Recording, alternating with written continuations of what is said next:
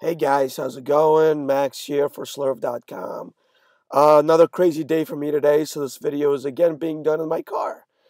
Um, again, I'm very dedicated to bringing you guys the best GPP content out there. So let's get right to it. This GPP slate is awesome. I love it.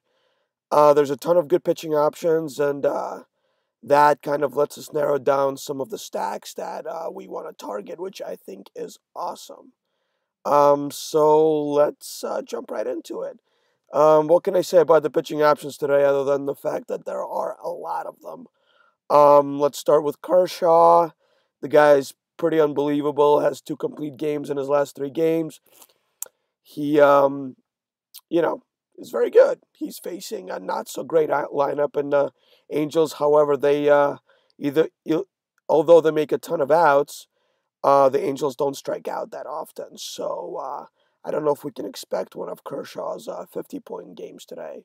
But I don't think he's going to need that to outperform pretty much everybody else on the slate. So I think if you roster somebody like Mad Bum in a great matchup against the Padres on the road, and he gets you 30 points, which I think is a reasonable expectation, and Kershaw gets a complete game shutout again, you're going to be, 15 to 20 points behind the eight ball. And in GPPs, where Kershaw is going to be like 30% owned, I'm expecting it's just not going to be good for you in GPPs to be that far behind and have to make it up somewhere else. So speaking of Madison Bumgarner, he gets an awesome matchup today against a team he absolutely has owned in the past. On DraftKings, he's a $1,200 discount from Kershaw. That's not enough for me. I'm just going to find that extra money and probably go on to Kershaw. However, if everybody's going to do that, he's probably going to be low owned. I'm not expecting that. I still think he's in the 15 to 20% range somewhere there. Um, Moving on down, we have Scherzer. He's coming off a 20 strikeout game. He threw 119 pitches in that game. Normally, that's a red flag for me where a guy is not going to throw 100 pitches in back to back games, but Scherzer is actually very used to doing that. So I don't think that should lower our expectation for him at all. The Tigers, although, were set up pretty perfectly for him. He dominates right-handed pitching, right-handed hitting, I'm sorry, and Tigers have a bunch of righty bats. But the Mets, although they do strike out quite a bit against right-handers, also hit them really well. Their WOBA is very high. They have a ton of good lefty power bats. So I think he will have a hard time reaching his ceiling today, which is basically, I think, what we need if he's going to compete with Mad Bum and Kershaw. Let's see. The next guy we have is Noah Syndergaard Thor. I don't know if he has the upside that we're looking for today. He's a little bit cheaper, about 2,500 cheaper than Kershaw. Washington's been hitting a lot better than they were in the beginning of the year. I would much rather roster Noah against the version of Washington we were seeing in the first few weeks of the season. But right now, they're hitting pretty well. So I think we can do better if we just move down in price to some of the other options we have.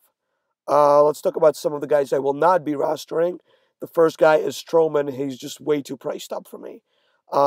Yes, he dominated Tampa in his last start, but I'm not expecting another performance like that.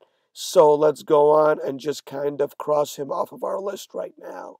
Hamels is another interesting option, but Oakland is pretty good against left-handed pitching.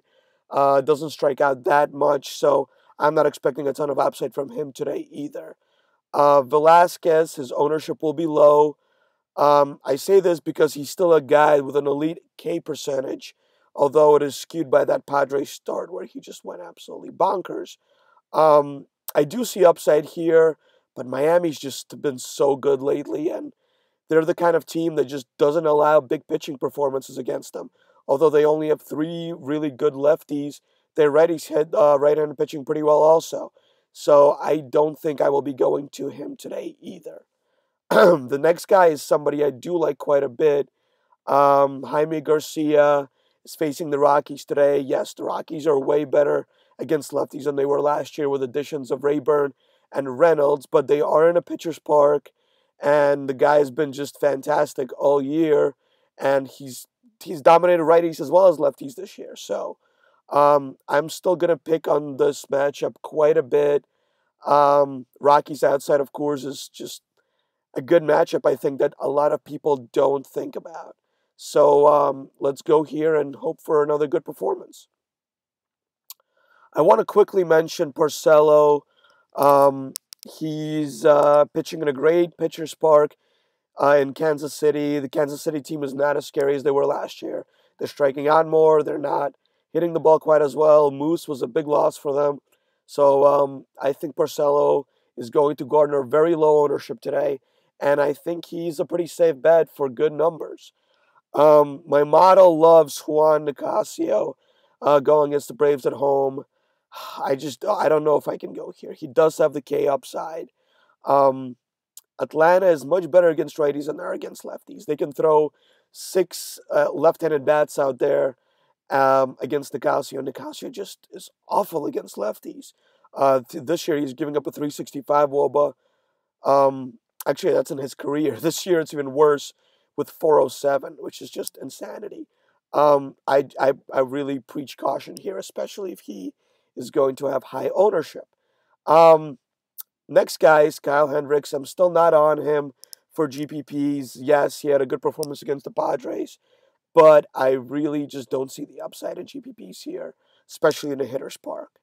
The last guy I want to mention is Jesse Hahn is making a spot start here. He wasn't supposed to be starting, but he got called up, so he's only costing us 6,300. Texas is not nearly as scary as they are at home when they are on the road, especially in a pitcher's park like Oakland.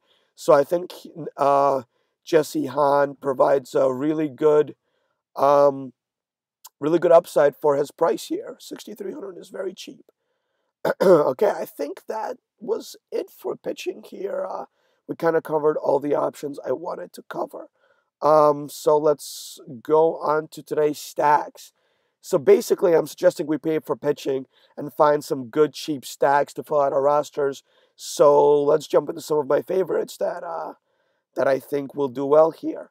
Aaron Blair is bad. Pirates are good. So they're also pretty cheap if you avoid guys like Kutch and Polanco. If Joyce is still in the lineup for Starlin Marte, Marte, I think we can go here. Joyce did really well yesterday. If I didn't have a crap ton of money, I wouldn't have paid up for McCutcheon and played Joyce instead, and I would have had a lot more money in my account today. Um, so yeah, I like the cheap Pirates bats against Blair today. Um, Wade Miley's not a terrible pitcher, but he's facing a great left hand hitting lineup in a great hitters park. Guys like Machado and Jones are going to cost you a lot, but I love the opposite of the bottom of the order here. Reimold, Scoop, Waiters, Joey Ricard. Maybe you can fit one of the expensive bats with those guys and make it a nice high upside stack. On the other side of the ball, I like Seattle quite a bit, but man, they look really overpriced for me. Um, I just think if you have the money, you should go here. But I don't know if I can do it when I'm paying up for pitching. So I think maybe I'll use a one-off like Seth Smith. I think he has good upside here against Ubaldo. Um, my favorite game for offense is also everybody else's favorite games for offense. It's Minnesota versus Detroit as a matchup of maybe the two of the worst pitchers, not just on the slate, but in the majors right now. I suggest you just play everybody. Seriously, though, there is value here, too. Vmart, Castellanos, Upton, Mabin, McCann, and Iglesias will not break the bank for you and have great upside today against Hughes. On the other side, I love Park. He's a little bit expensive, but I do think there's a good price here for Plouffe, Rosario, Nunez, and Danny Santana. They're all interesting to me. Just to mention the Cubs here real quick, they're going to be super under-owned due to price here. I'm not going to be the only one that's paying up for pitching. So if you want to take a shot at fading Kershaw and get like a couple of 8 or 9K pitchers, I would stack the Cubs here all day long. I think they're going to do really well against the Brewers today. I'm not on the Red Sox today for a stack, but I do think the prices of the guys from 6 to 9 are very interesting. Ventura just walks the ballpark these days, and he is susceptible to giving up some hard hits also. Kaufman is a terrible park for home runs, unfortunately. But I do think we can take like a JBJ and Shaw here with some of our other stacks and do really, really well. Um, once again there's a game in Arizona today, and I like both teams.